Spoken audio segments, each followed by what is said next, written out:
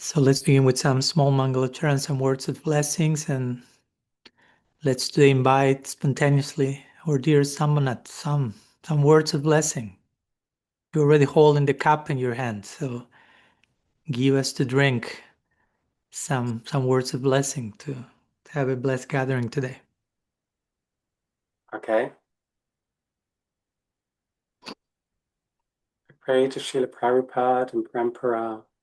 I pray to Gaura and to all forms and names of God to bless this Q&E and to give us the wisdom and insight to harmonize what we understand as we understand it, and to come closer to you and to come closer to each other. Hare Krishna.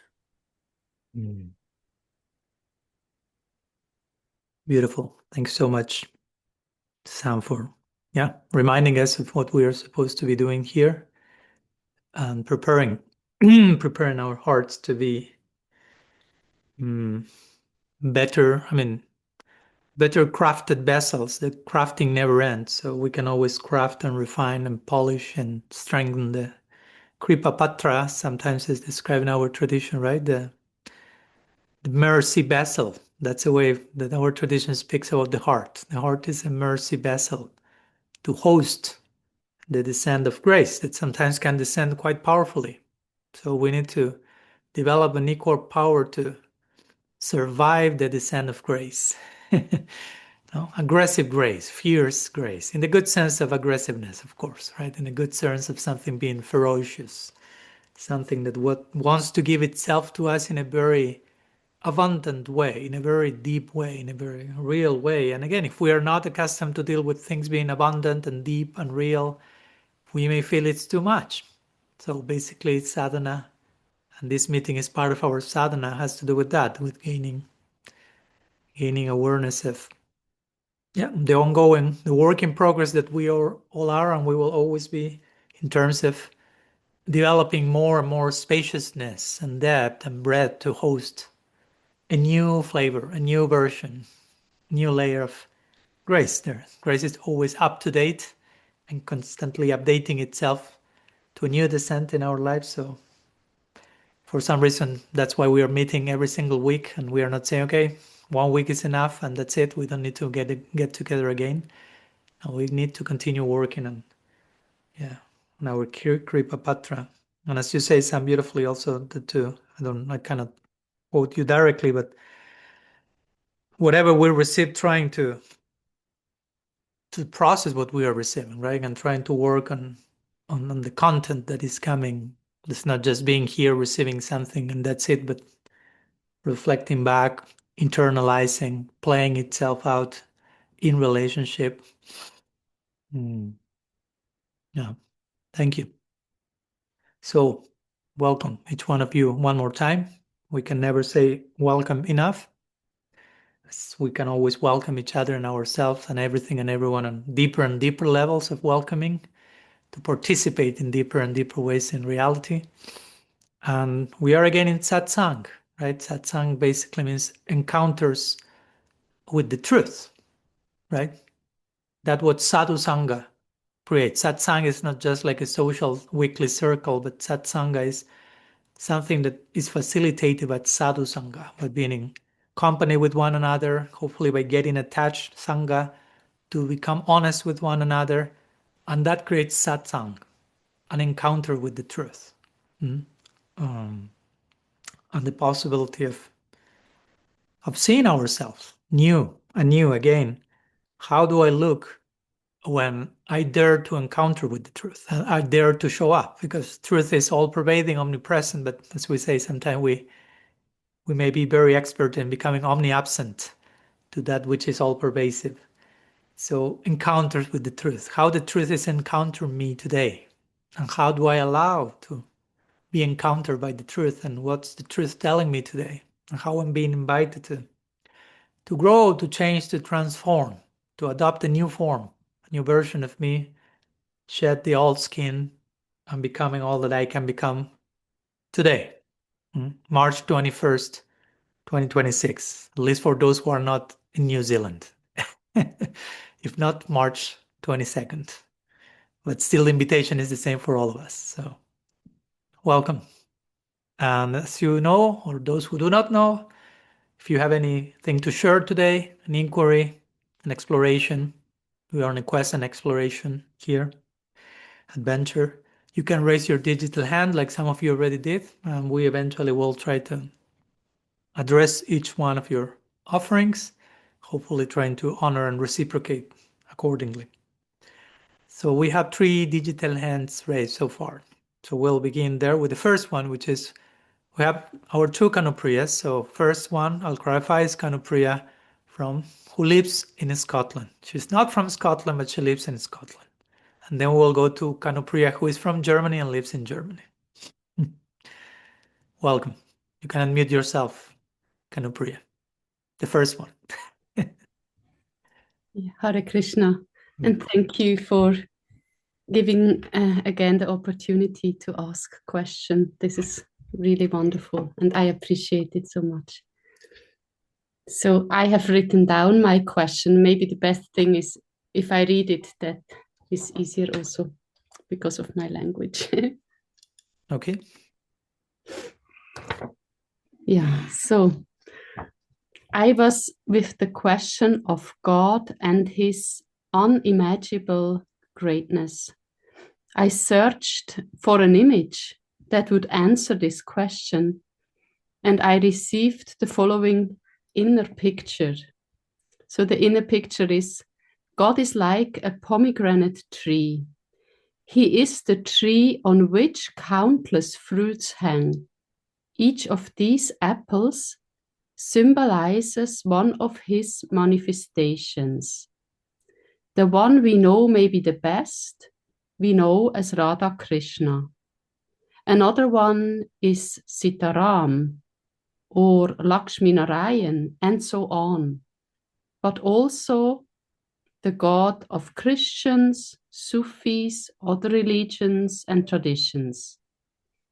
There are pomegranates that we know better than others, and there are countless others that we do not know at all because we cannot comprehend the greatness of God. For a certain reason, we feel particularly attracted to one of the apples, and we want to taste this one apple. We know that there is this one apple that is especially sweet for us. Our pomegranate is that of Radha Krishna-bhakti. Other souls are attracted to other apples, but they are all equal, for they are all God himself. They are all God's offer to us souls to connect with him or them. They are all an offer of a way home, different and yet the same, because they all belong to him. When we cut open a pomegranate, we find many seeds inside. They symbolize diversity even within a single apple. Radha Krishna-bhakti has so many colors and moods. Countless such seeds belong to the same apple. The seeds are like the microcosm within the macrocosm. As souls, we can find our microcosm in the knowledge that the macrocosm exists. We can realize that diversity is what defines God. We do not have to be at home in all the seeds of the one apple. We will find our home in one of the seeds. This also means that we do not have to compare all the other apples on the tree with our apple. Each apple is different, and that is how he wants it to be. What we can also recognize is that even within the same apple, there are so many different seeds or rasas that makes the apple so rich. God's greatness and his love of diversity is evident even in a single apple in many different ways. Because even in one apple, the taste is not just one, but there are countless different tastes. Because the other apples on the tree symbolize other aspects of God. We do not have to compare them to our apple, nor do we have to try to make them identical. They are completely different moods and they are different ways home. Everything belongs to God's diversity. Everything is allowed to be. Everything is right. Everything is precious. Everything is exactly as He wants it to be. We do not have to evaluate our own apple or compare it to other apples. We can simply marvel at God's greatness and become humble. So my question would be, would you agree with this analogy of that every aspect of God has almost at the very end their own realm and offers a separate way, and that all these relationships we are offered are not the same but equal. I mean, equal in value. So we know that there is a different taste in every relationship, but I always feel, I hear so often also on that path, there is always still this saying or mood, we have the best. Yes, we have the best for ourselves, but I feel always a bit sad if I hear that, because I feel there is so much offering from God. In a way we can connect, or we can at the end serve. And I feel every of this offer is so precious. And I would love to hear your thoughts, Maharaj, about. Well, thank you. Thank you, Kanupriya. And we had an email exchange with Kanupriya some days ago regarding the pomegranate tree analogy, and I invited her, or she also asked to bring it to the collective table so we can share all together about this reflection and this important topic. So, yeah, of course, in general, I agree with your analogy. I mean, it's as much as I will say, it's as much as an analogy can convey about infinity, right? Analogies are limited, right? It's an analogy, so they cannot convey the fullness of what the analogy is trying to illustrate. But at the same time, we see so often in all scriptures and traditions that there is a need of analogy to at least have an idea of what we are trying to say. Because again, if not just trying to say anything about the infinite is overwhelming. Where to start, where to begin, anything I will say is never enough. So one option is total silence forever. Another option is trying to say as much as I can in the best way possible, and at the same time remain humbled and aware that I'm just touching one point of infinity. So this is one of those examples, an analogy that is as accurate as it can get, while still, of course, we are not reducing the infinite to a pomegranate tree, of course. But just drawing from elements of nature that we can relate to, and from there draw to ideas that go beyond the analogy itself, right? So yeah, I appreciate the fact that you mentioned, first of all, okay, we have these different fruits, and each fruit could be, again, following the idea of an analogy compared to an expression of the divine, of the infinite, of the mystery, if we want to use that word, which I like because it's humbling. No, you are reminded it's a mystery at the end of the day. It's not ineffable. In English, they have this word ineffable, which means you cannot say anything about God. I wouldn't say that, but I would say we can never say enough about the divine. Even when we say we cannot say enough about Him, which I heard you referring to God repeatedly as He, and not only you, most of us sometimes we say He, and even saying He is limiting, right? So I myself, when I write, have that problem. Okay, I write mostly about God, and we tend to say He. That's kind of the cultural baggage we carry. And sometimes I think, okay, I will put she. to balance the equation of so much, many times toxic patriarchy projected onto the divine. Or I can put they, but also any word I use, it's still limiting. Right? If I say she, yes, she, but not only she, and not only she in the way I think of she. He, yes, he, but not only he, and not only he in the way I think of he. They, yeah, not only they, but not only they as two. It can be a two, a couple. It can be a trinity. It can be a no. So shall I put it? Yeah, okay, but again, so at the end of the day, you find struggling with words, and no word can fully convey, which is, I think, is a healthy point to arrive. Like you're trying to use your faculties as much as you can till they collapse, and you realize, wow, there's something beyond all this. So I appreciated that you, first of all, in your analogy and your attempt to do as much as you can to form a picture, a visual image of what we were, of this abstract idea, so to say. Okay, each fruit is a form of the divine, and there are endless fruits. In this case, we are talking about an unlimited pomegranate tree, because generally any tree bears a number of fruits, but they kind of, we don't want to talk about the tree bearing endless fruits. So in this case, there are endless forms of the divine. And Bhagavatam uses the word asankhya, which means uncountable. So if you cannot count something, it's basically infinite. And we may say, yeah, it's Krishna, Lakshmi, Narayan, Sitaram. We may just refer to the ones we know. Or we may even go beyond and say, yeah, I'm the God of Christianity and the God of Sufism. Yeah, but there are so many others that we have no clue. And we will never have a clue probably, because we are dealing with the infinite. So I think it's important for us to enter those spaces on a daily basis, to be humbled and not fall into this type of religious certainty that sometimes goes into religious, as you say, elitism, or as I like to say, racism, not racism, racism, to be racist in the context of rasa, right?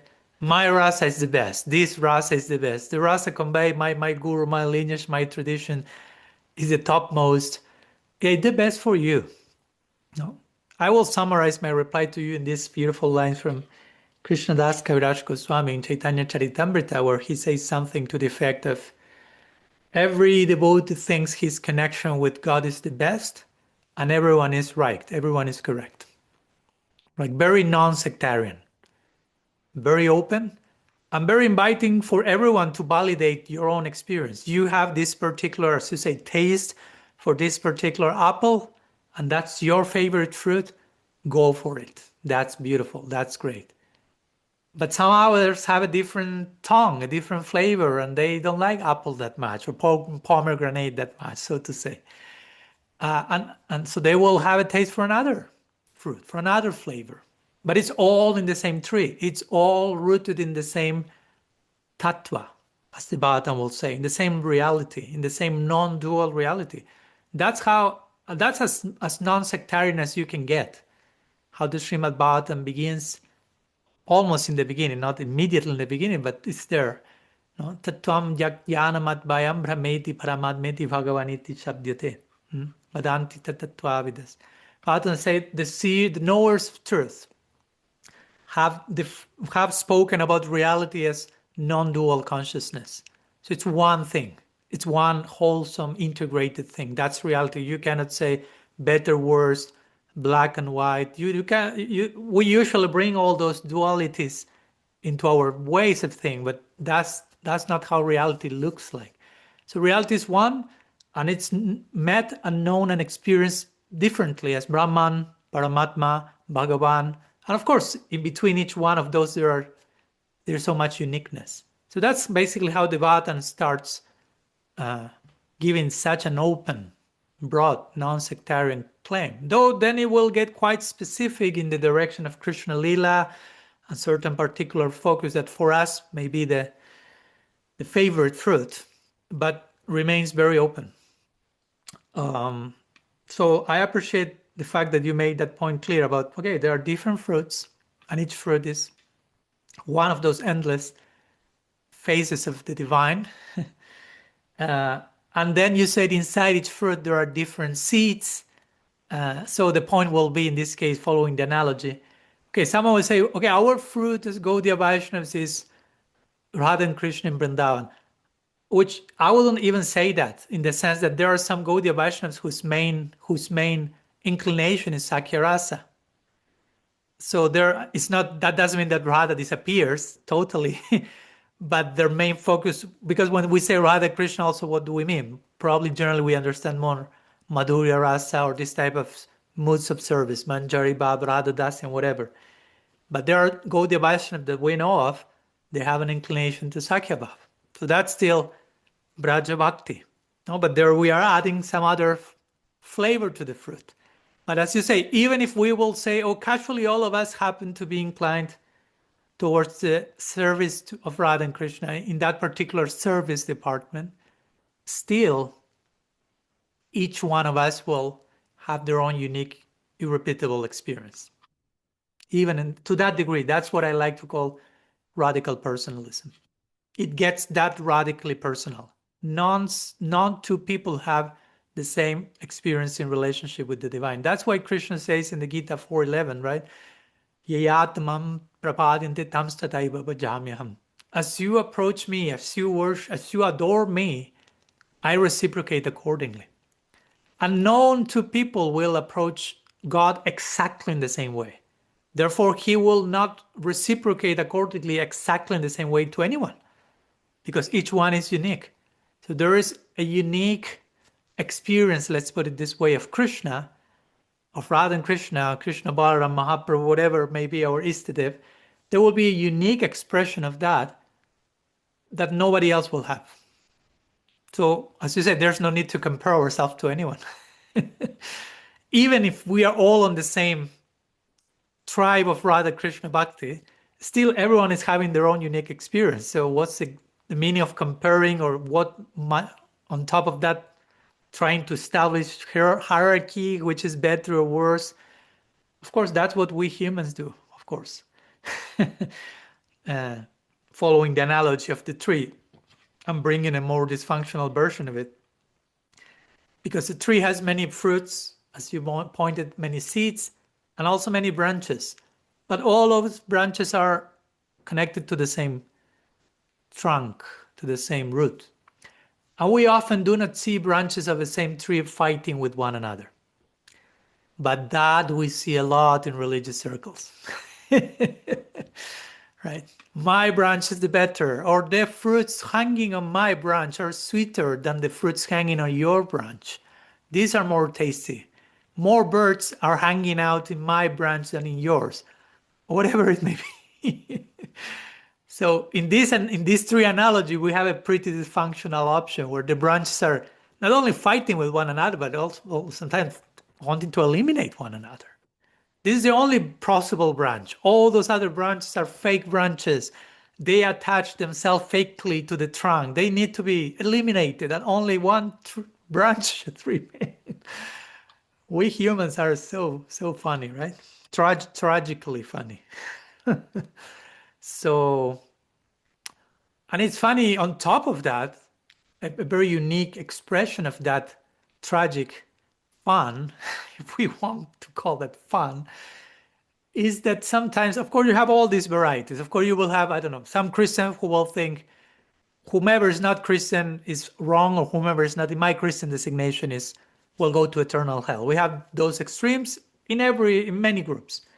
But sometimes we have this unique variety, which is, for example, I know many Christian friends, Sufi, other Jewish friends, who agree completely that my path as a Gaudiya Vaishnava is totally bona fide and will take me to the ultimate goal I am pursuing. That say, there are some Gaudiya Vaishnavas from other branches who think that my particular connection to my branch of Gaudiya Vaishnava is not bona fide and is not taking me to the ultimate goal of the tradition. So that's another very interesting variety of the dysfunctional pomegranate tree we are talking about. Right? Some people from other sister traditions totally validate, appreciate, get nourished from who we are in our tradition, but people from our tradition, but from another branch of the same tree of the tradition are saying you are not bona fide, you are not getting the real thing, you are deluded, until and unless, of course, you join my ranks. No? You taste my pomegranate. You sit on my branch.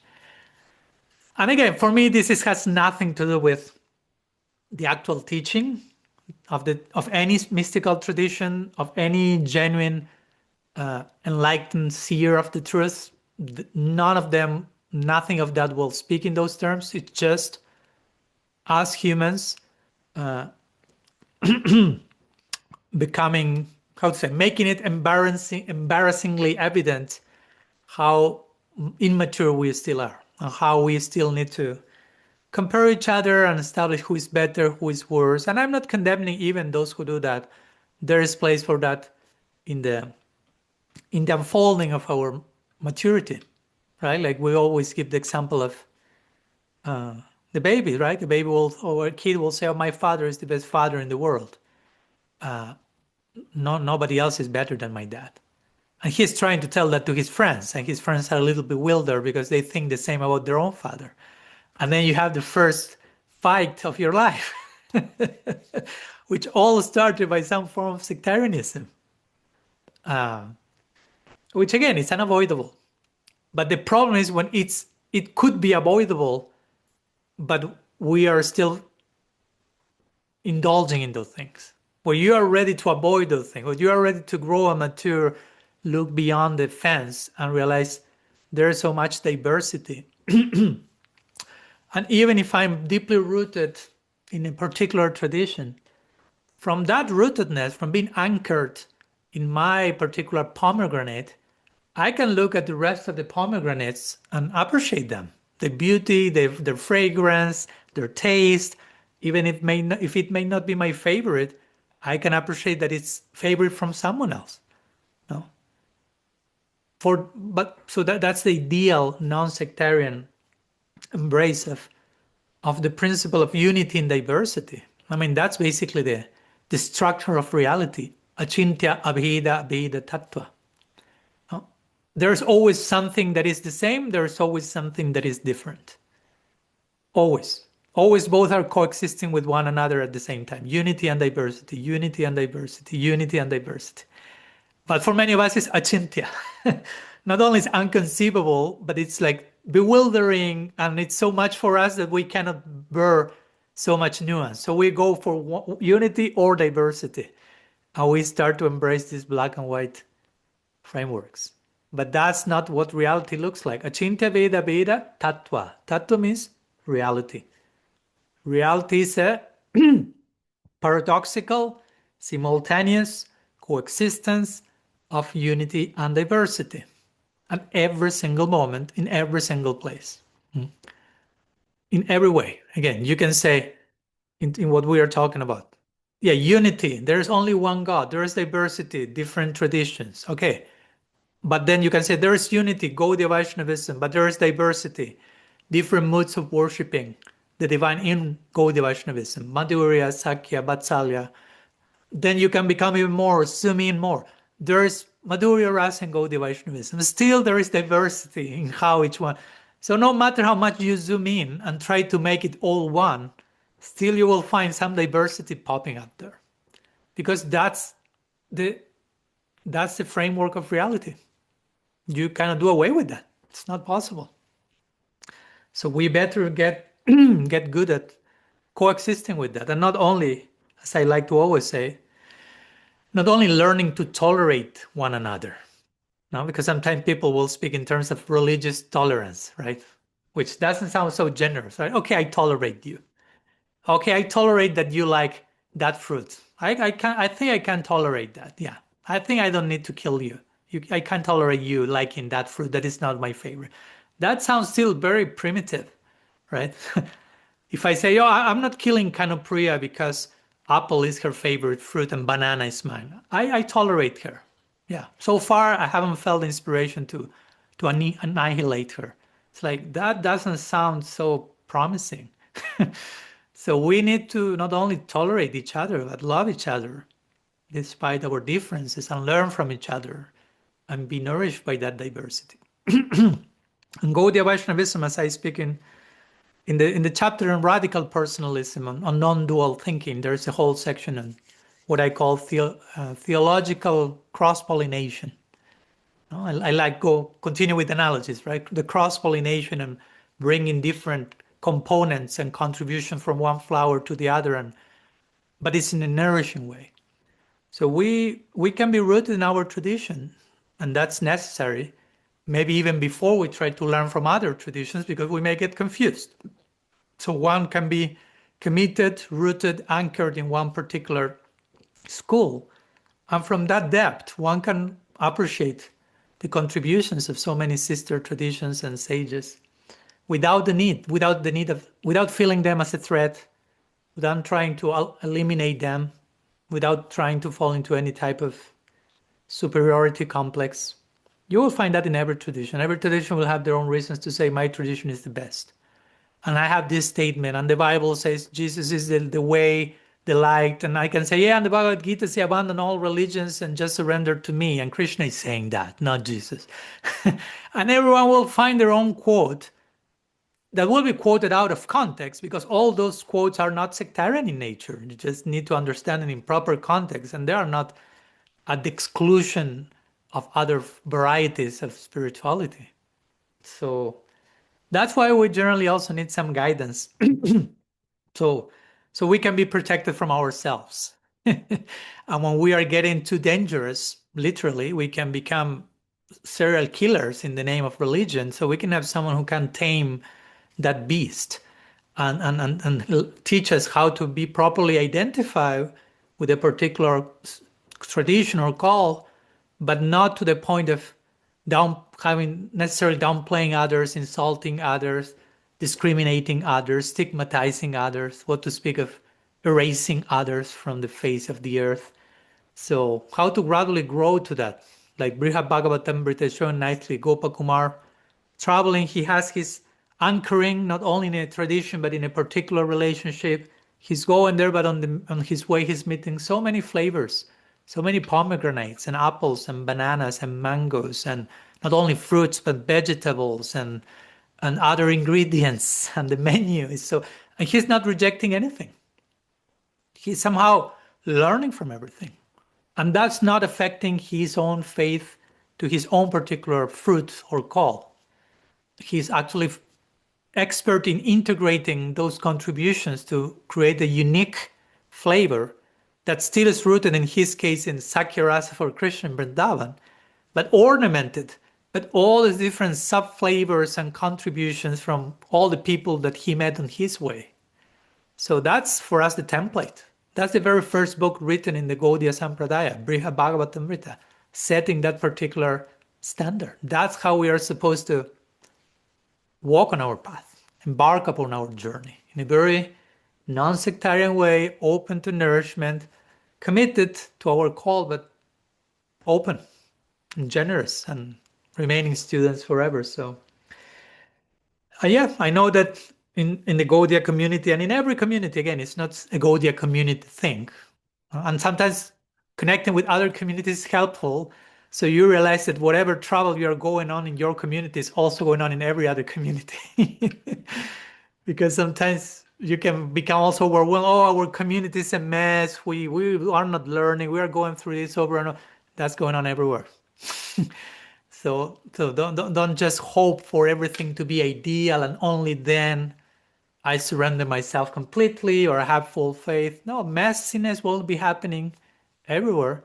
But also there's always deep, profound, committed, dynamic individuals in every tradition that we can have as our ideal and inspiration, and that's how we are called to become, what we are called to become, and be focused in that direction. And in that direction, we'll be invited to integrate and learn from so many other directions as well. Because at the end of the day, making full circle, yeah, we are dealing with the infinite here. So infinite possibilities, infinite paths to the infinite, though we may be choosing one.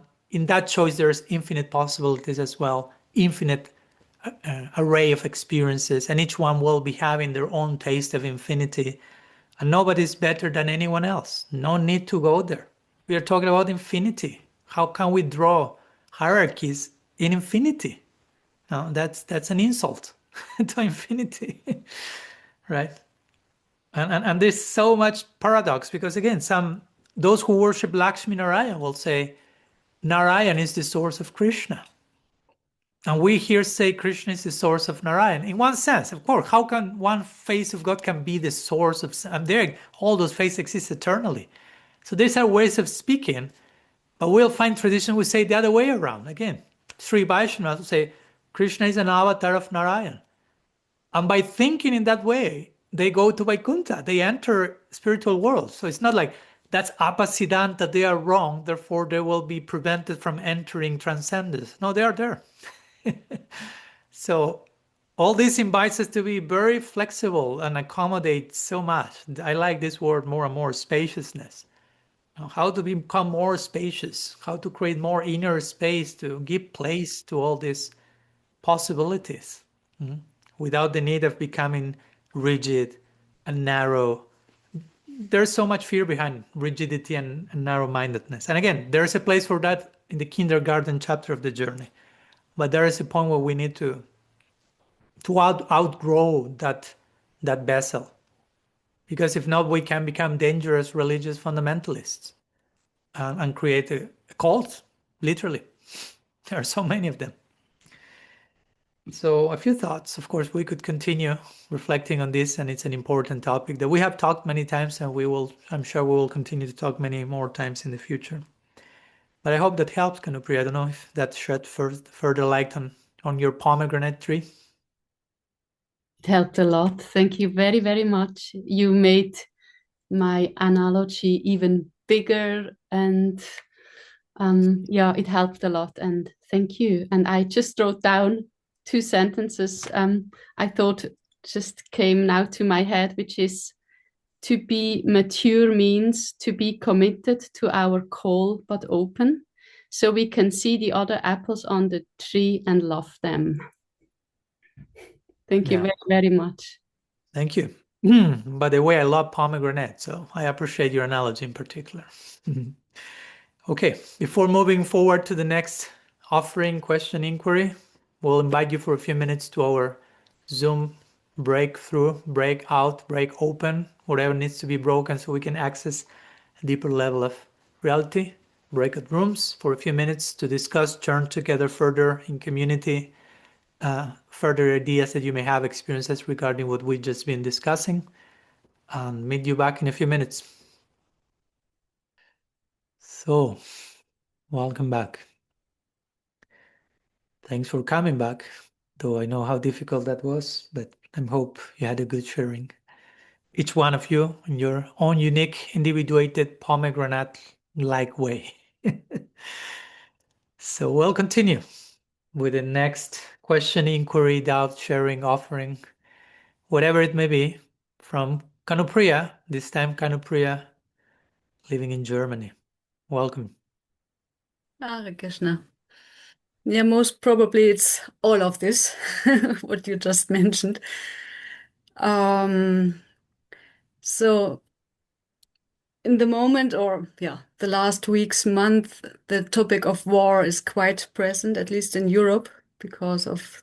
Not only Europe, I can tell you. Oh, okay, okay. And yeah, I mean, I had many discussions. Also, we had a community meeting and a very emotional discussion came up. And somewhere it's always the same, or there are the same questions. How is it possible that people can be so cruel? How can God allow such things to happen? And I mean, in our philosophy, we at least have the concept of karma, which can explain a lot.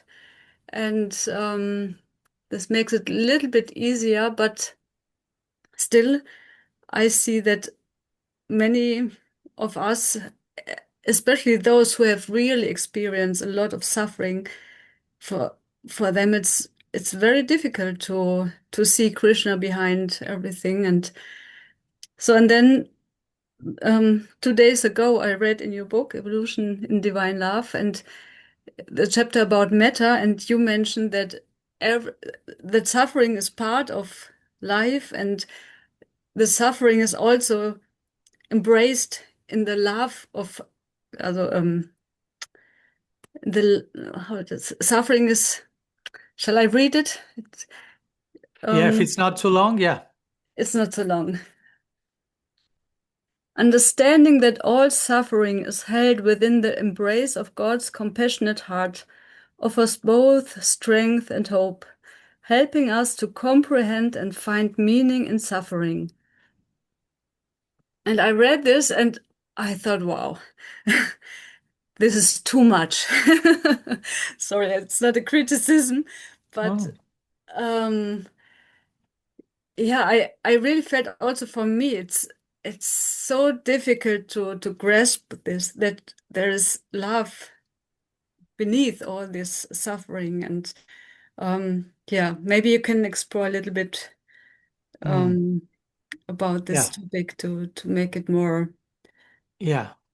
I like to clarify because I don't think you understood, with all respect, that section. I never said there is love behind that suffering, like the suffering is God's love. I'm saying even despite the suffering, God's love remains coming to us, which is not. I understood this. Yes. Okay, yes. okay. Just then I want to clarify for nobody to misread that as like, oh, you're suffering like hell. That's God's love to you. So it's like, oh, okay, He loves very particularly. So the idea is that, yeah, no matter.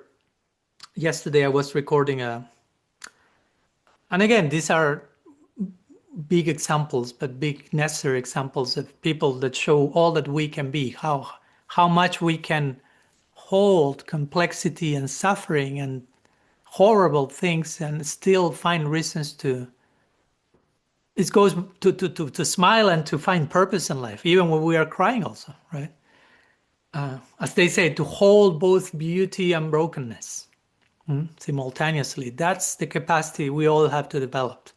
It's not just about everything is nice, kijai, beauty, harmony, and that's it. Because we've become deniers of horror, evil, suffering in this world, and I don't think it's healthy. And we become shallow and superficial because we may reduce all that to, okay, that's their karma. I wouldn't be that simplistic. That's way more complex than that. And of course, I won't go to the conversation on omnipotence and all that because I've talked about many times, and we can talk again many times. But again, karma is way more complex than what we think it is. I will say that, in my opinion, many devotees have a very wrong understanding of karma. Very simplistic. And when something is simplistic, is in one sense wrong. It's like very reductionistic, not nuanced, not deep enough. And we sometimes see karma, whatever is happening on the outside to us, that's my karma. Not necessarily. Karma may be more your inner disposition in how you choose to react to that. Now, the momentum you created by your previous choices that create a certain predisposition, while at the same time there is still free will for you to choose in a different direction than the momentum you have been accumulating. Like, for example, there's this famous, maybe not famous, now it's famous for me, because I've noticed that, and it's a very interesting section where Prabhupada once is speaking in a conversation with some of his disciples. And he said, well, if someone, he was asked like whether one should passively accept an attack as a deserved karmic reaction, right? You are walking and someone wants to beat you. According to, okay, it's my karma, you should then accept your karma, right? Accept it. And Prabhupada he replied interestingly, it may be that somebody is attacking even though you do not deserve. So that's an important point right there. Then they say, and therefore you have got intelligence, you have got hands, you may try to protect. In other words, he implied someone may be attacking you. That's not necessarily you deserve that. That's not necessarily your karma. So in the same way, you can extend that analogy to situations like war or things that you are speaking, and not necessarily reduce, okay, whatever is going on to every single inhabitant on Iran or Israel or Palestine or whatever there may be war. I mean, let's not Ukraine, Russia, and so many more that we don't know. Oh, it's all their karma. They did something in the past for them to deserve being bombarded in their city or house. Not necessarily. I'm not saying that in some cases that may not be, in that some cases that may be the case, because I mean, by seeing what people is doing to other people now, naturally we can imply, well, maybe in the past some of these people did the same thing to other people. So yeah, that's clear. But I wouldn't reduce whatever happens to anyone, as Prabhupada just said. It may be that you do not deserve that. You were just walking, so to say, whatever, in one sense, whatever happens to us externally may be more a result of our own free will interacting with the free will of others, rather than a rigidly determined fate. It's your karma. So if someone chooses to act toward me in a particular way, attacking or whatever, that specific act is not necessarily my karma. But how I respond internally to whatever that may be will indeed be shaped by my past actions, but also by my present choices. Again, I have free will. So I'm just giving an example of how we can understand this notion of karma in a more nuanced way, rather than just saying it's their karma, next topic. Or it's my karma with whatever is happening, and who knows how we process all that. So that on one side. And again, I forgot to say what I was saying about yesterday. Got sidetracked. But yesterday I was recording a podcast with Manjwali will like, with whom I was recording this podcast, and probably she already knows by me saying this. So I recorded a podcast with Patrick Woodhouse. So we did a podcast yesterday on Etihilism, which is one of the main themes that Patrick, he's a Anglican priest, he writes about. I don't know if you are familiar with the life of Etihilism. If not, you are more than invited to get to know about her. Incredible life. Incredible and incredibly complex. I won't go into the details now. You have to watch the podcast eventually. But basically, she was one of the many people who had to go through the Holocaust. And she was not a Holocaust survivor in this case. We know about her by the diaries she wrote. And by those diaries, we can get a glimpse into how much she transformed her life first. Before that, she had a very dysfunctional young period in her life, very promiscuous, very up and down emotionally. And in the context of the horrors of the Holocaust, she experienced some deep transformation, conversion, while not subscribing to any official religion at the same time. But at the same time, like choosing to relate to all those horrors, not denying them, not being naive, but not going to the other extreme of becoming cynical. Now, we were talking about how these two are extremes, to be a cynic and to be a naive. Try to find a middle point, to develop hope in the midst of brokenness. Hold beauty, don't lose sight of beauty, and while holding beauty, don't lose sight of brokenness. Don't zoom in so much into the war to the point that you lose sight of how divine grace still is entering into every situation. And don't become fanatic about divine grace to the point of denial of the horrors we humans can do to one another, and act accordingly. And she will say, famously, that when she, let me literally read what she said, because she is a very good writer. So it's better that I use the exact same words she used. So she says, even the worst crimes, and she was witness of that and was victim of that, even the worst crimes, I try to look them in the eye and find a small naked human being beneath the wreckage. So that was her stance. Again, I know most of us will say, well, that was her stance. I'm not Etihilism. Well, she's showing all that we can be. So she's saying, even in the midst of all horrors and crimes and the perpetrators of that, I look them right at the eye and I can see that behind every horror, there is a naked, fragile, broken human being. And I'm not denying the horror. I'm looking at it right at the eye. So that's the paradox. By not denying what's going on and daring to look it right at the eye, you actually see beyond what you thought it was. And you see what's actually lying there in this beneath, which is fear, brokenness, frailty, a fractured being. And I'm not saying that because of that you just become passive and do nothing, but you can have understanding and you can have compassion and you can still move forward in the midst of those horrors. I mean, she was in the concentration camp. She was not like saying all that from a 5-star hotel. And she was tending to the people who was dying and feeding them and tending to those who were sick. And it is said that the very last thing she said when they were leaving from Westbrook, which was like a transition camp to Auschwitz, where she stayed a few months before she was killed, the very last thing she mentioned in a postcard that she wrote and gave to a friend, she was leaving with another group. She said, we left the camp singing, right? That was the last thing we know she said. We left the camp singing. I mean, she knew where she was going.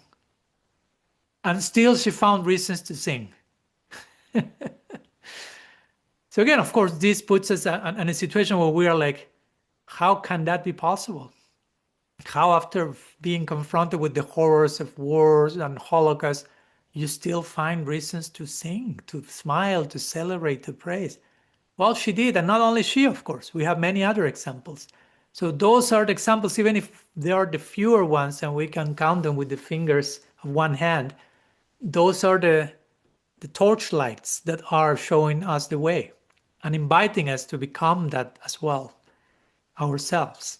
And when we do that, again, we enter into that paradox, which is there is horror and there is beauty. The fact that I looked right at the eye at the greatest horror makes me see this tenderness and fragility and brokenness of human being, and that creates compassion and understanding, which brings its own form of beauty. It's paradoxical, right? From a very immature or basic way of understanding, these two things cannot be accommodated at the same time.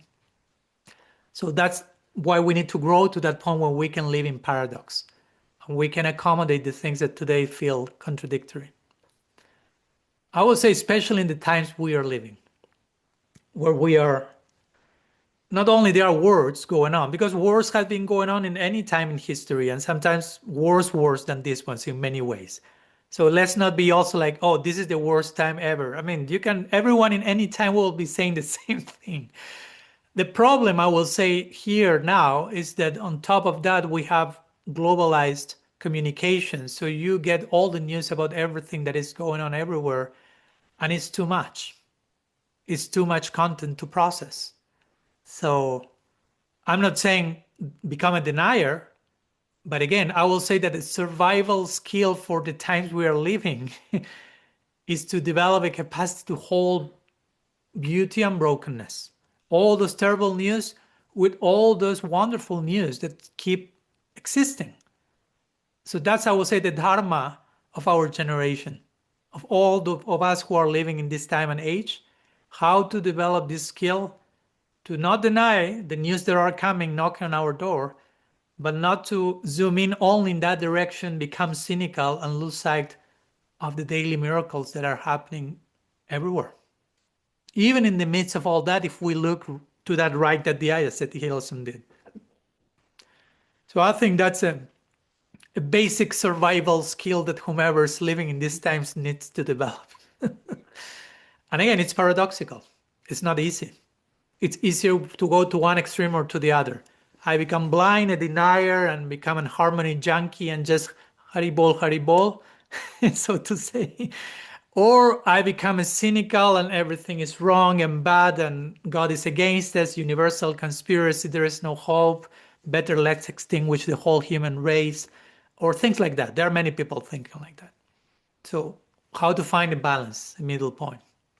and how to hold that space on a daily basis. That's what we were talking yesterday with Patrick. How to cultivate that inner spaciousness to hold space to all the things. And then we can hold space for other people who will come bewildered by what's going on in the world. And if you don't have your own inner spaciousness to hold both beauty and brokenness, you won't be able to hold space for other people, and give hope to them. And people need hope, but a realistic hope, not an escapist hope. So for that, first we need to work on ourselves, hold these apparent opposites, and keep them together with compassion and understanding and depth. Hold that space in ourselves to begin with, and then hold space for others, and that's in part, big part of the solution. So they can then hold space for others, and so on and so forth. That's big part of the healing in the times we are living.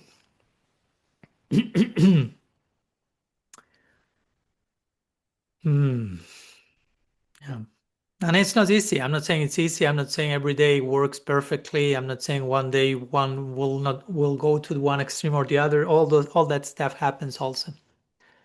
But I think that's a very important skill that we need to hone, to refine. And it's never enough, especially the times we are living. We are being more challenged with, again, so much bombardment of information that, of course, you need also to filter how much you dare to consume, because it can be too much also.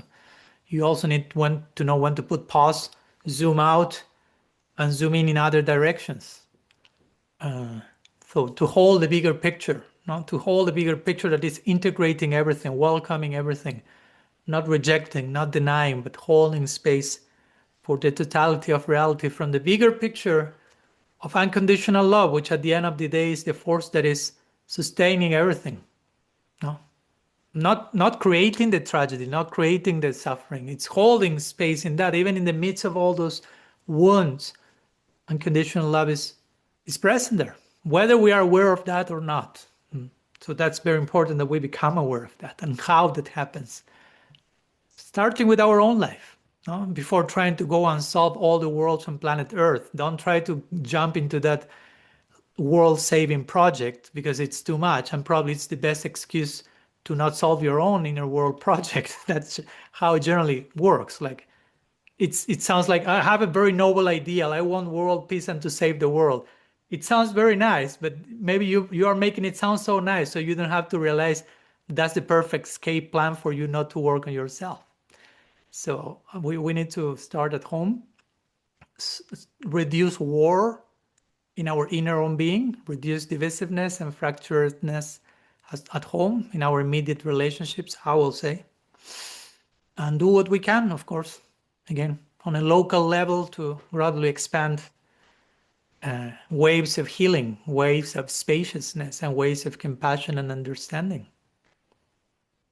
Understanding that still people have their own free will, their own divisiveness. We are not in Golok Vrindavan, let's be honest. So part of the history of this world is conflict and division, which comes from having a dualistic thinking, from being covered by avidya, all of that which brings fear. And in that fear, we develop so many defense mechanisms, and there you have it, war all over. But war comes from fear comes from having a dualistic mindset, us and them mentality, and that comes from being covered by ignorance. And like Jesus said, Father, forgive them, they don't know what they're doing. No, they are covered by avidya, they're in ignorance. That's similar to what Etihilism said. When I look you at the eye, I'm not seeing an inherently evil person. I'm just seeing someone covered by ignorance, fragile, fractured, by duality, fearful, and all what you are doing is just a coping defense mechanism. And while I may try to defend and take action, at the same time, I'm understanding what's going on, and I'm trying to, from that understanding, to revert the sequence through my own behavior. And that's a daily choice. I mean, we choose to be part of the war or not at every step and every breath of our day. It's not just vocally say, I'm against the war, I'm in favor of it. It's just how you live your life. So we're talking before with the our other Kanupriya as Gaudiya Vaishnava, we can be very sectarian, very violent, very elitist. That's war. That's divisiveness. That's conflict. Maybe we are not shooting at each other. Hopefully, in some cases they're shooting at each other online. There's like online inquisitions in the way they talk to each other. But that's fostering war in one way or another. That's adding to that particular side. So that's a daily choice at every moment. How do I choose to react, to speak, to think, to feel, to respond to this person, to this given circumstance? It's a lifestyle, and being committed to that lifestyle. So it's not as easy as it sounds. So it's important that we commit ourselves to that. And that we shouldn't underestimate the effect that can have in our immediate circle, and that like creating a butterfly effect, as they all say. No? But I don't know if I'm addressing any of your concerns, Kanopriya, with all of this that I say. Yes, of course you did. I mean, I remember this famous poem by Dietrich Bonhoeffer when he was just some days before he was killed. I don't know how it is in English, but it always touched me very much. And there was always this question in my life: how can it be that persons in such situation experience really this kind of love and hope and Yeah. And that's a real question, right? The real question is not so much why there is war and why. I mean, one says, of course, I'm not against someone asking why the Nazis did what they did. You can ask that, but the real question is why someone like Bonhoeffer or Etty Hillesum or Viktor Frankl, in the midst of going through that, they reacted as they did. That's a main question for me. or like Jordan Peterson will say in his own words, the question is not why people take drugs. The real question is why some people do not take drugs. In the sense like the condition of the world invites for most of people to try to numb themselves. So why some people do not do that? What takes them to not do that?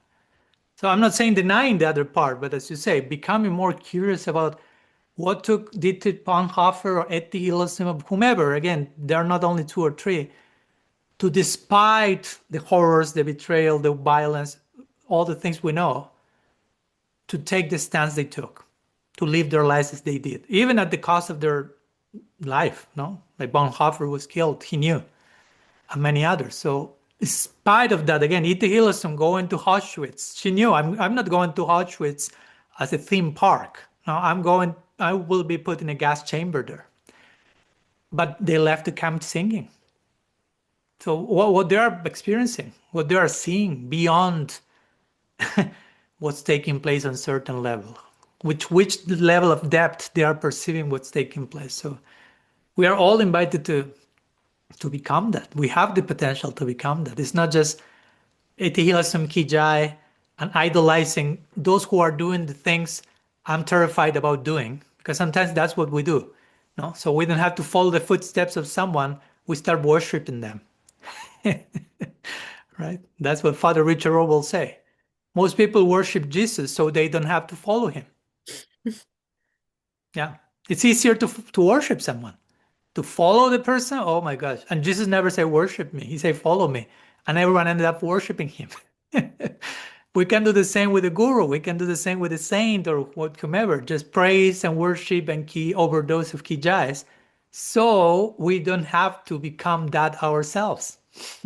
So externally it looks very nice and very reverential, but it's all escapism and spiritual bypassing. Like I talked with Shalene Kendrick in our podcast one month ago, that she will say, Jesus is not an example to us. Jesus is an example of us. That's way more scary. The same with guru, whatever figure you want to put there. They are not examples to you. They are examples of you, of all that you can be if you choose to walk that path. Do you choose or not? That's another question. And sometimes we'll say yes, sometimes we'll say not that much, little more, little less. That's sadhana also. That's part of the journey till our yes becomes more solid, until there is nothing but yes. Even in the big no's and in the big darkness and betrayal, still the yes predominates. A yes to life, a yes to the call. So that's why we need these guardian angels in our lives. Now, these people that, even if they are not longer alive, their way they live their life is such a powerful testament that still is completely living alive for us here today, relevant, relatable. As impossible as it may sound on this, as high as it may be, still is so real that even if I'm totally far away, it's too real for me to say it's not possible. I may say I don't feel it's possible today, but that's too real. It's real. I cannot deny it's real. And I cannot deny that's calling me. There's something in me that is calling there. It's my own potential speaking. It may take lifetimes. It may not be in a weekend.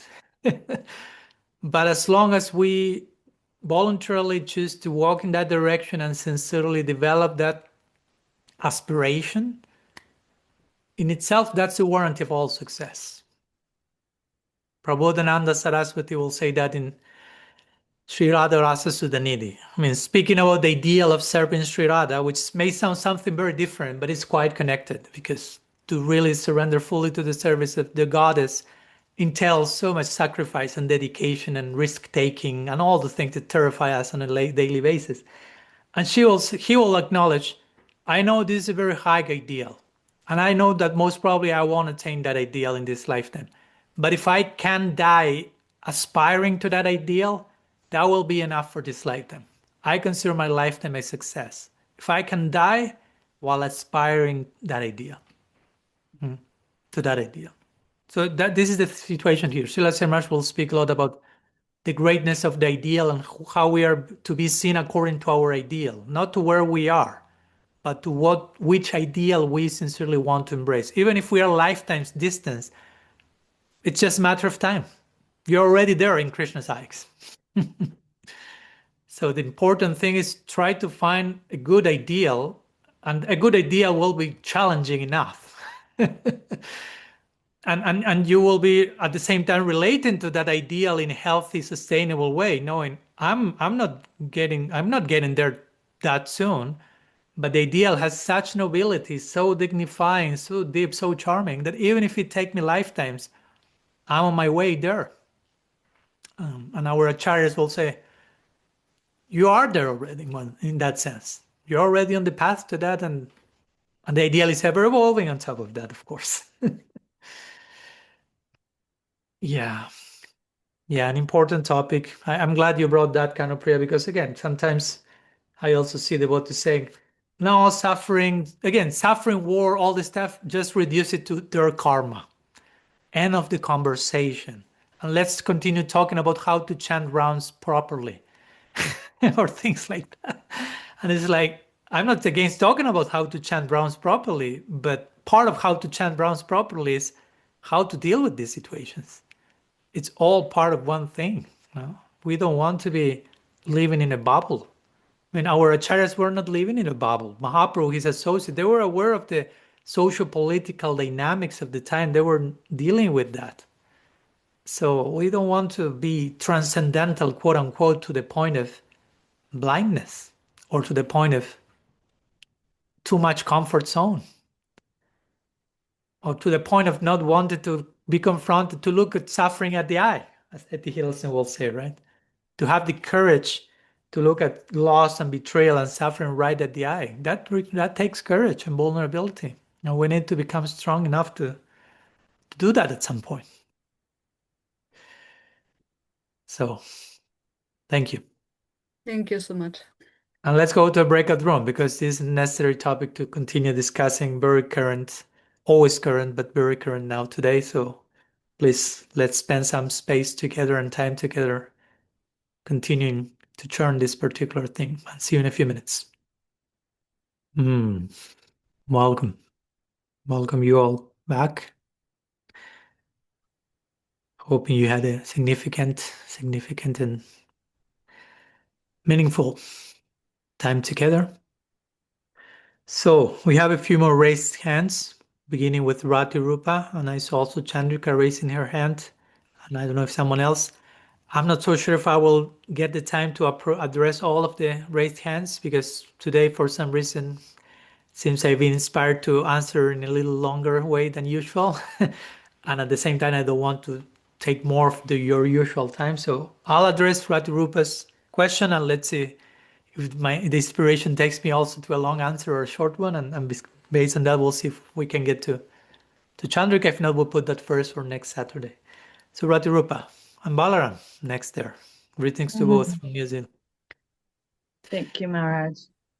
Yeah, I feel it was last time I asked a question also, I asked last, and you answered a lot of what I was already holding. And today it feels that we're following a very clear thread or theme across all of these questions and answers, these quests and explorations.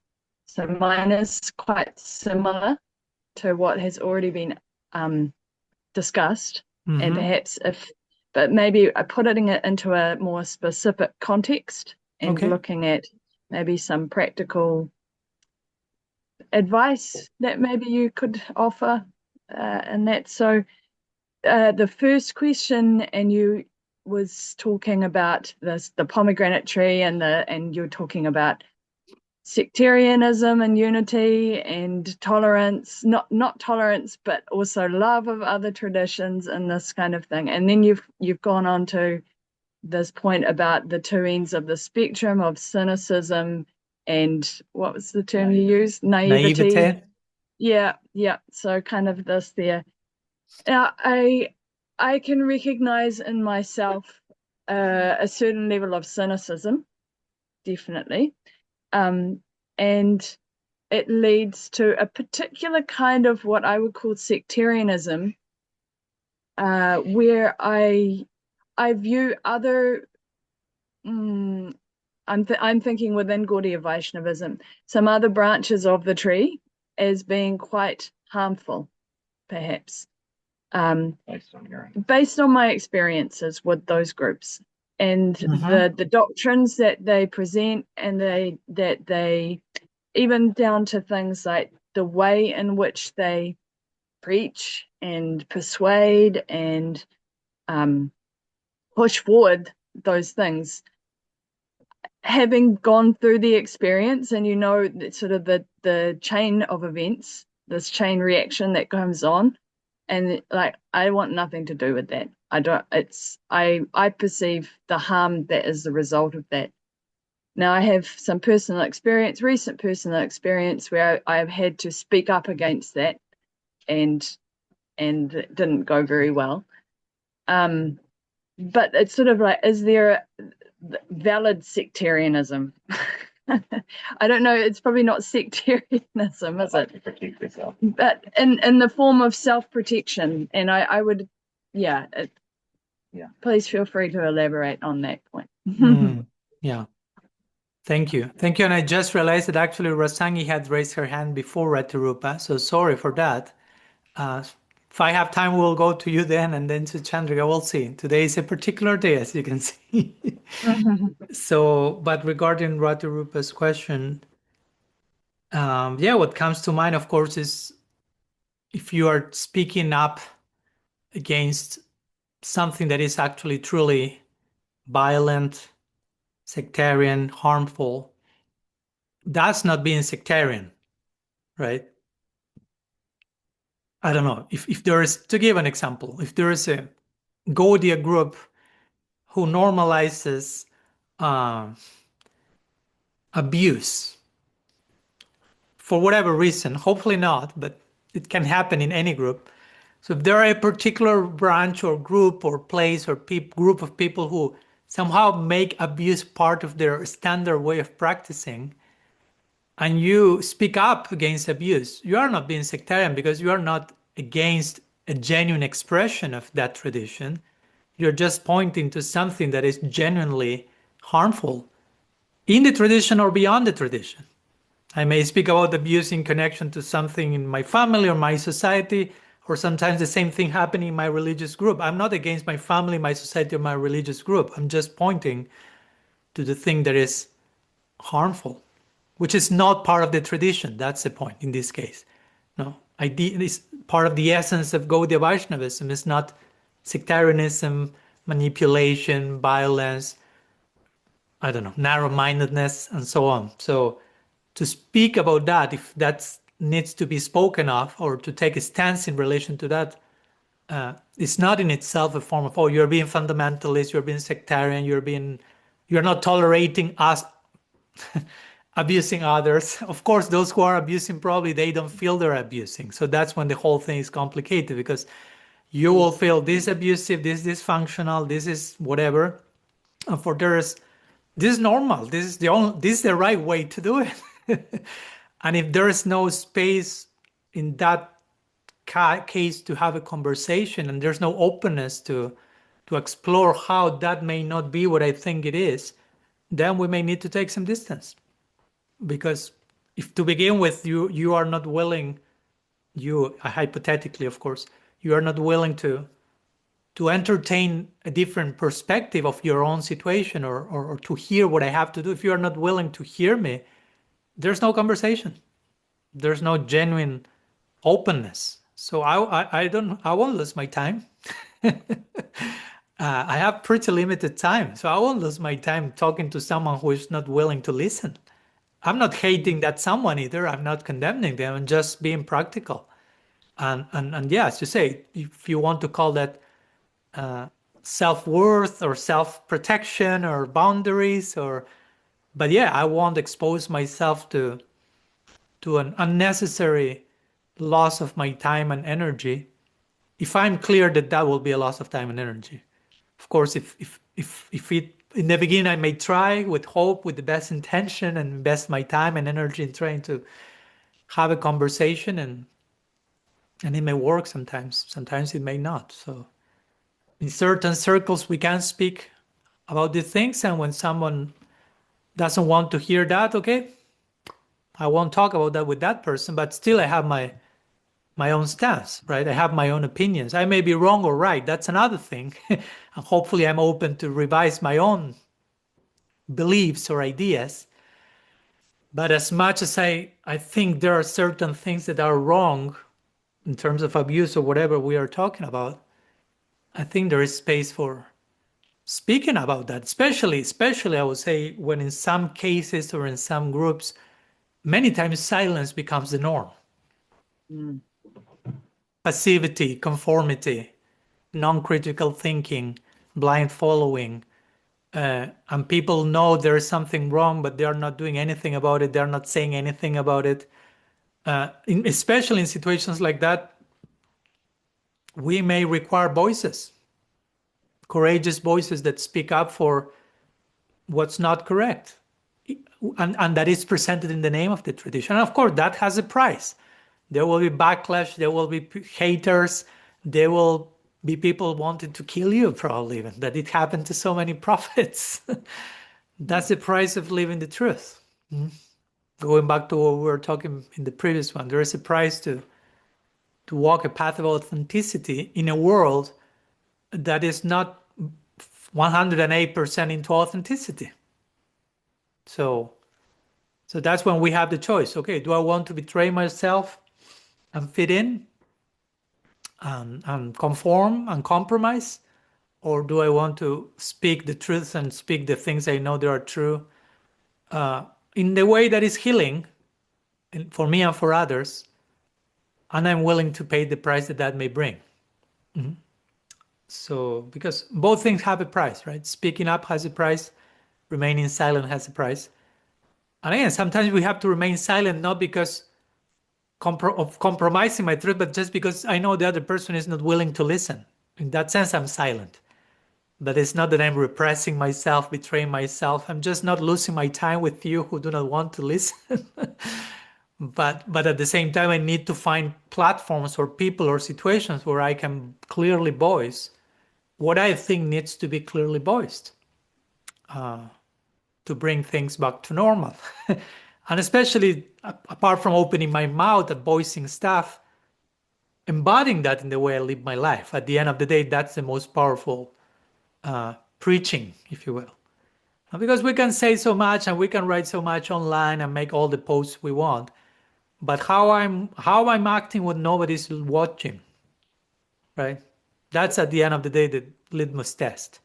What are you thinking? How you are behaving when nobody's watching? Of course, we know always somebody's watching, but you get my point. So yeah, but yeah, as I say, I wouldn't consider pointing to some deviations or harmful patterns of dysfunctional dynamics. I won't say that's sectarianism, that's bad, that's violent. Again, depending how we say it, to whom, in which situation. Because again, if I'm with someone who is not willing to listen and I try to still shout to that person that stuff and jump on their neck and try to convince them how wrong they are, and they are not ready to accept that, they are not ready to listen. I'm not saying even they are bad and unwilling, they are not ready to process that truth. That's probably you or I or many were not able to process certain truths at certain time of our journey. It's not that we were bad, it's just we were not ready. So sometimes we need also to be understanding and compassionate and know when to retire and not speak too much and leave a person completely overwhelmed, because that will be a form of violence also. So again, it's all depending time, place, and circumstance. Here I cannot give just like one universal pattern how to do it. I trust your discernment in how to apply all that at any given circumstance. I don't know if Yeah, that thank helps. you. Yeah, absolutely. Yeah. Just a little bit to follow through with that, Yeah. just on this point about cynicism. And I think when I last saw you, you may not remember, I don't expect that, but I Let's had see. shared how, yes, I'm sure you very well, possibly could remember. I was sharing with you about this book by Brian McLaren that I'd read, Faith After Doubt. Mhm. And within the book, and he makes these 4 categories of kind of an evolution of, or progression of spiritual evolution, you could say. Mhm, mhm. And he puts forth, especially the first stage is often containing a fair amount of fanaticism and rigidity, black and white thinking, this kind of thing. Now I notice I find when I look at that, I have very little compassion for that when I see that. And it's largely due to the experiences that I've had. Whereas I've heard other devotees whom I admire the compassionate stance and viewpoint they take on that, and they're, oh, this is the kindergarten phase and they might grow out of it. But I find myself responding quite reactively to that. Could you offer any thoughts on that?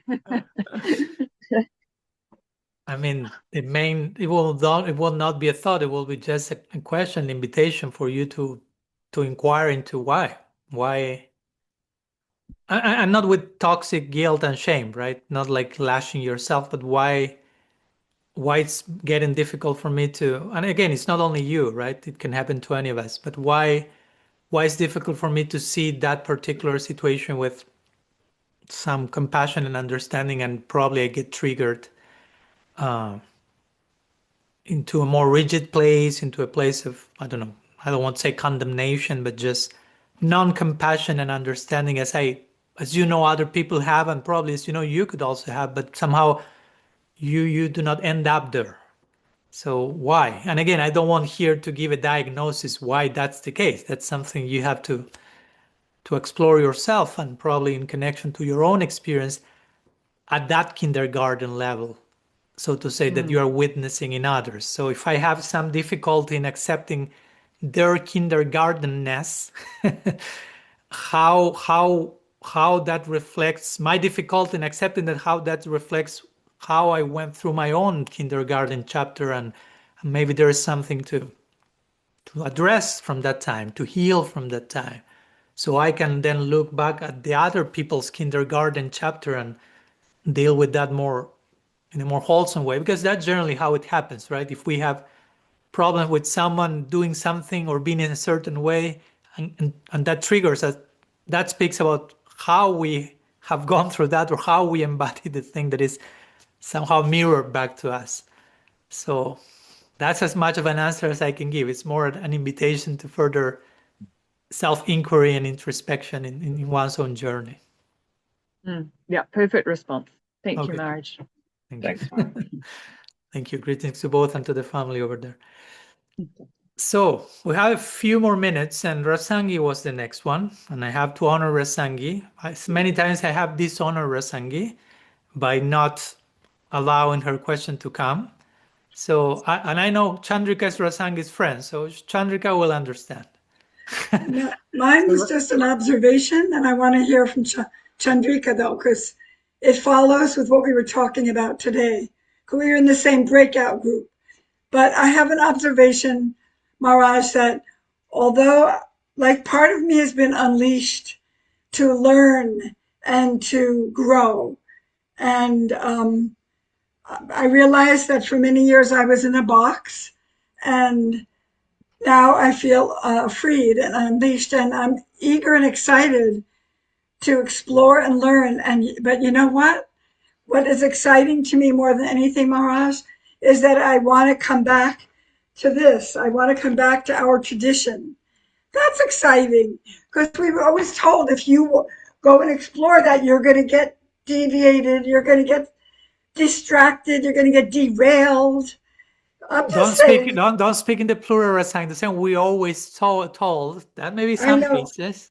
Well, I mean, from old school, I'm saying we were taught this. On your journey, Rasangi. Speak in I terms, in first person terms. Sorry, this is part of the journey for all of us. Anyway, I was under the impression that if I were to deviate and wander, which I did anyway, because I'm a bit rebellious, but I'm so excited to say now that I have this thirst for learning and growing, and it's unleashed this awe and excitement about my life. At the same time, I love my tradition, and I don't feel like it's in danger. I just wanted to share that. Thank you. Thank you. Yes. Thank you. Okay, let's take that as an offering. I won't offer any comment because you said it all. And let's give space for Chandrika, whatever she has to offer that. And I may not have too much time if that requires an answer, but I'd share a few words before we go to one final breakout room today. So welcome, Chandrika. You can unmute yourself. Maharaj, it's a double question, and you can respond to whatever you'd like to respond to. So some time ago, and this relates to, what I'm going through personally, the floods on Maui, the war, everything. I asked about, not a blade of grass moves without the will of the Supreme, and you gave the context to that. And I'm embarrassed I don't remember that context. So that's the first part. And the second part is, with the floods, I've personally had a, major loss.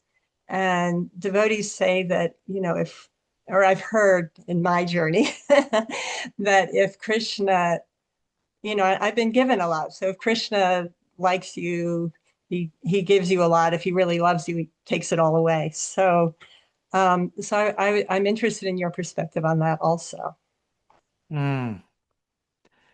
Okay. Simple question for the last 5 minutes. I know. No, it's fine. It's fine. So I'll be brief this time. Sorry, because again, I don't want to transgress the usual time we're having, and I'm already doing that. But I want to, again, these are important questions that we may have the same question 300 times, and that's okay. We need to drill in gradually. First, okay, this quote, not even a blade of grass moves without the will of God. That's nowhere in the scriptures. Okay, just in case. I know that most of you have heard that. But again, it's up to you to also inquire, where is that coming from? If not, we can be passive consumers of something that may need to be challenged, right? And even if you tell me, okay, I mean, that's not in the scripture, but I'm not denying that Prabhupada shared that quote in one purport. And I'm actually referring to that in my next book, upcoming, whatever that will be coming. But at the same time, that's not in Shastra. And that needs to be understood in a certain context. Again, a text out of context becomes a pretext.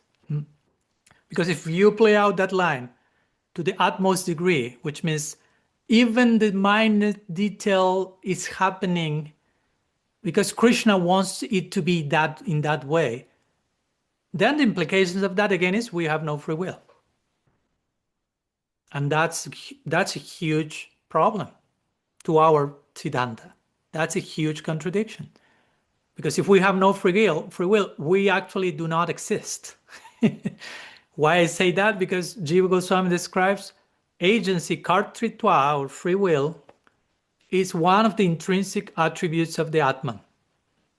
So if you take that out, you are no longer what you are. You stop existing. But one of the intrinsic attributes of the Atman is that you cannot stop existing. So, thank God. So, but my point is, if you play out God's potency, omnipotency, all-powerfulness, to the degree that everything is already orchestrated and in advance, predetermined and controlled, there's no space for any decision. Everything is already prescripted, which is not our teaching. So, again, how to understand that? Okay, again, that's not in Shastra, that line. But the idea will be like whatever happens in the context of God's reality. God is like again, going to an analogy, like a huge vessel containing, holding space for everything that is happening with unconditional love. But that doesn't mean he's predetermining every single movement, because again, entities have will. So there's space for choice, right? So in that connection, again, we connect with some of the topics we were talking today. When we see some disaster or suffering, it's not the question why Krishna is allowing that. I mean, wrong question. You have free will, take responsibility. That's the actual point. Everyone has free will, and they are doing what they are choosing to do, what they are doing with their free will, and then you have the result. Why to put it on God? What to say? Why is he allowing? It's wrong. If he will cancel those things, means to cancel the result of our choices, well, basically to cancel our free will. We have to think in those words, right? Okay, the war is a result of the choices of multiple individuals, right? It was chosen. It's not like, oh, suddenly we have World War III, just casually, randomly. No, there are choices behind that. And I wouldn't say that was Krishna's choice. That was Krishna's plan.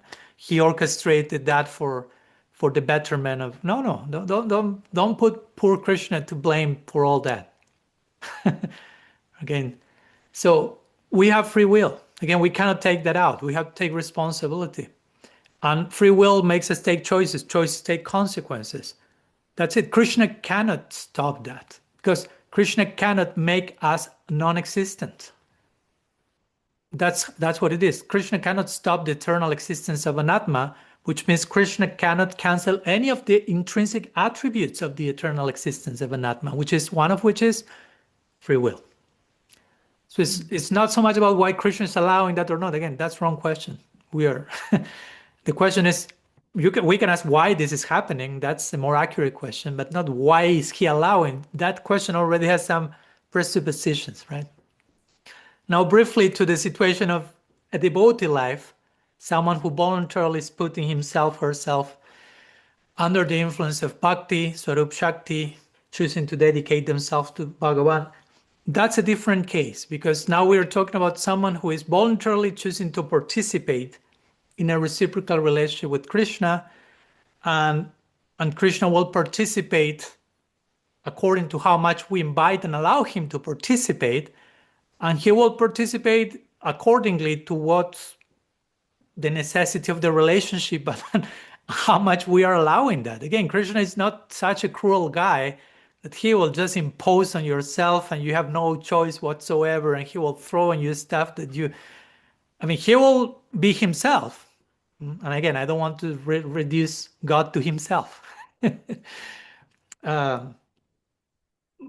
But whatever ideas we have in terms of what comes to our life, yeah, we should, if we surrender, we choose a life of surrender to God. We have that implicit trust. I'm being loved by God, I'm being sustained by God, I'm being nourished by God. And whatever comes should be understood through those filters, not never in a way that feels like Krishna is chastising me, or Krishna is like, or even if you want to use chastise, but in which sense? Again, a mother can chastise the kid from a place of love. As long as you keep the coherence of love in the bigger picture, you can bring so many things. But sometimes we don't bring that, and we start to put Krishna's chastisement or testing me or sending this, but in ways that do not portray the divine as loving. And that's when we are in trouble, because we are creating a God of our imagination, of our unresolved childhood trauma, but not who the sweet absolute actually is. So no, whatever the situation we may be in, a difficult one, a nice one, yeah, Krishna is always participating in one way or another. I'm not saying he's fully orchestrating everything, because like Krishna himself says in the Gita, in every action there are many elements taking place simultaneously. God's will and participation, the soul's free will, depending each case, the gunas, the karma, different the environment. So again, it's not simplistic like, okay, Krishna's doing everything or Krishna's doing nothing. No, he's participating, he's exerting his loving influence as much as we invite him to participate in our life, but that doesn't also cancel other levels of participation. Again, reality is it's multi-layered, it's complex. But at least we should keep that coherence in place, that Krishna always chooses to participate in relationship with us from a place of unconditional love, trying to facilitate whatever we need the most at any given moment in our journey. Whatever shape that takes, we should have that implicit faith, and hopefully not blind faith, but just based on previous experience that really we know that's the case. And that's why that's the main aspect of Sharanagati or surrender, the Angi. Now it's Goptri Tue Varanam, Jiva Goswami says. Of these 6 expressions of surrender, Sharanagati, Goptri Tue Varanam, to accept that I am being maintained by Krishna. And before that comes to trust that he's protecting me. So his maintenance happens in the context of his protection. It's not a cruel maintenance, like an owner maintains a slave, barely or whatever. So it's I'm being maintained by the force of unconditional love. So in that context, we can bring whatever you want to bring and everything will find its place. But without the proper context, who knows with which idea we end up about who God is and what's going on with our lives. So that's as much as I can say, Chandrika, in the few minutes I have left today. Sorry for my brevity, but it's good for me to practice Zen brevity, conciseness. It's a good virtue that I need to Perfect, Maharaj. Brilliant. No. And in a climate event, I recognize it's not all about me, So yeah. So many are impacted. Thank you. Thank you. And I'm seeing here that Helga is sharing a quote from Jim Finley, who by the way, I was talking to him the other day. We are organizing to do a podcast together. He says, God does not save us from everything, but he sustains us through everything. So yeah, beautiful. That's beautiful words from a beautiful soul. So we'll invite you to one more breakthrough room so you can share a few further reflections regarding what we have been just sharing, and then we'll see each other in a few minutes for our final goodbye, at least for a few hours or for a few days. Okay, welcome back. There you are. Hoping you had a nourishing time together. And one more time, deep gratitude for each one of you for showing up courageously one more time today, one more week. And it's our joy and honor to host space and welcome you and share together like every single week. So deep gratitude for that. And looking forward to see you next Saturday, or for those who are able to join us on our new weekly series on Monday, studying the Srimad Bhagavatam, the living heart of the Bhagavatam. We'll see you on Monday. It's the same link we are using for now, the same time, but on Monday. So see you there. If not, see you on Saturday. And if not, stay in touch as usual. Sriman Mahaprabhu ki jai. Shri हरिनाम प्रभु की जय, गौर भक्त वृंद की जय, गौर प्रेमानंद हरि हरि बोल। वंशकल्पतरुभ्यश्च कृपा सिन्धुभ्यैव च पतितानं पावनेभ्यो वैष्णवेभ्यो नमो नमः।